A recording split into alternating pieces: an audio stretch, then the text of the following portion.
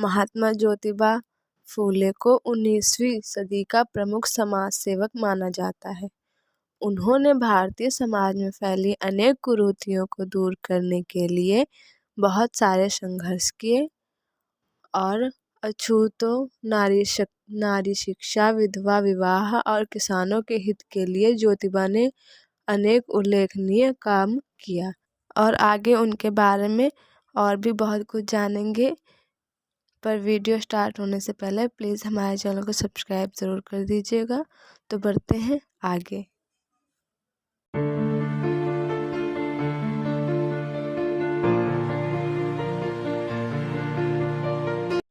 ज्योतिबा फूले का जन्म 11 अप्रैल 1887 को सतारा, महाराष्ट्र में हुआ था। उनका परिवार बहुत गरीब था और जीवन यापन के लिए बाग बगीचों में माली का काम करते थे।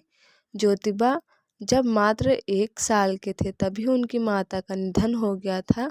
ज्योतिबा का लालन पालन सगुनाबाई नामक एक दाई ने किया। सगुनाबाई ने ही उन्हें माँ की ममता और दुलार दिया। 7 साल की आयु में ज्योतिबा को गांव के स्कूल में पढ़ने भी भेजा।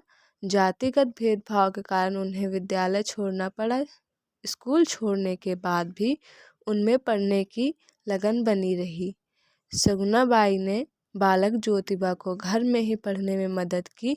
घरेलू कामों के बाद जो समय बचता उसमें वह किताबें पढ़ते थे। ज्योतिबा आस पड़ोस के बुजुर्गों से विभिन्न विषयों में चर्चा करते थे। लोग उनकी सूक्ष्म और तर्क संगत बातों से बहुत प्रभावित होते थे। उन्होंने विधवाओं और महिलाओं के कल्याण के लिए काफ़ी काम किया। उन्होंने इसके साथ ही किसानों की हालत सुधारने और उनके कल्याण के लिए भी काफ़ी प्रयास किए। स्त्रियों की दशा सुधारने और उनकी शिक्षा के लिए भी ज्योतिबा ने 1848 में एक स्कूल खोला। यह इस काम के लिए देश में पहला विद्यालय था। उस समय लड़कियों को पढ़ाने के लिए अध्यापिका नहीं मिली ज्योतिबा बाई फूले को, तो उन्होंने कुछ दिन स्वयं यह काम करके अपनी पत्नी सावित्री को इस योग्य बना दिया। उच्च वर्ग के लोगों ने आरंभ से ही उनके काम में बाधा डालने की पूरी कोशिश की और करते रहे, लेकिन जब फूले आगे बढ़ते ही गए तो उनके पिता पर दबाव डालकर पति पत्नी को घर से निकलवा दिया। इससे कुछ समय के लिए उनका काम रुका, लेकिन शीघ्र ही उन्होंने एक के बाद एक बालिकाओं के 3 स्कूल खोल दिए। पेशवाई के अस्त के बाद अंग्रेजी हुकूमत की वजह से हुए बदलाव के इस 1840 के बाद दृश्य स्वरूप आया। हिंदू समाज के सामाजिक रूढ़ी परंपरा के खिलाफ बहुत से सुधारक आवाज़ उठाने लगे। इन सुधारकों ने स्त्री शिक्षण, विधवा विवाह, पुनर्विवाह, समन्वयीय बाल विवाह आदि सामाजिक विषयों पर लोगों को जगाने की कोशिश की और जागरूक करने की भी कोशिश की। लेकिन 19वीं सदी के ये सुधारक हिंदू परंपरा के वर्ग में अपनी भूमिका रखते थे और समाज सुधारना की कोशिश करते थे। महात्मा ज्योतिराव फूले, उन्होंने भारत के इस सामाजिक आंदोलन से महाराष्ट्र में नई दिशा दी। उन्होंने वर्ण संस्था और जाति संस्था ये शोषण की और व्यवस्था भी की, और जब तक इनका पूरी तरह से काम खत्म नहीं होता तब तक एक समाज की निर्मित असंभव है, ऐसी स्पष्ट भूमिका रखी। ऐसी भूमिका लेने वाले वो पहले भारतीय थे। जाति व्यवस्था निर्मूलन की कल्पना और आंदोलन की उसी वजह से वो जनक साबित हुए। महात्मा फूले, इन्होंने अछूत स्त्रियों और मेहनत करने वाले लोग, इनके बाजू में जितनी कोशिश की जा सकती थी उतनी कोशिश जिंदगी भर फूले करते रहे। उन्होंने सामाजिक परिवर्तन, बहुजन समाज को आत्मसम्मान देने की, किसानों के अधिकार की ऐसी बहुत सारी लड़ाई लड़ी जो प्रारंभ किया और लड़ाई भी की।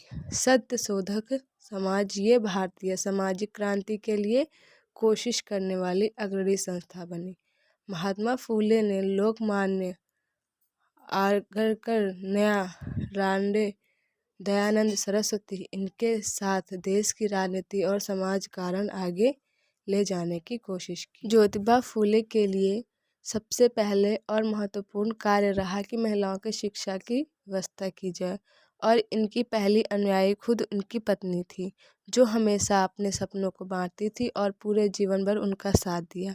अपनी कल्पनाओं और आकांक्षाओं के एक न्यायसंगत और एक सम्मान समाज बनाने के लिए 1848 में ज्योतिबा ने लड़कियों के लिए एक स्कूल खोला। यह देश का पहला लड़कियों के लिए विद्यालय। उनकी पत्नी सावित्रीबाई वहाँ अध्यापन का कार्य करती थी, लेकिन लड़कियों को शिक्षित करने के प्रयास में एक उच्च अशोचनीय घटना हुई। उस समय ज्योतिबा को अपना घर छोड़ने के लिए मजबूर किया गया। इस तरह के दबाव और धमकियों के बावजूद भी वो अपने लक्ष्य से नहीं भटकी और सामाजिक बुराइयों के खिलाफ लड़ते रहे और इसके खिलाफ लोगों में चेतना फैलाते रहे।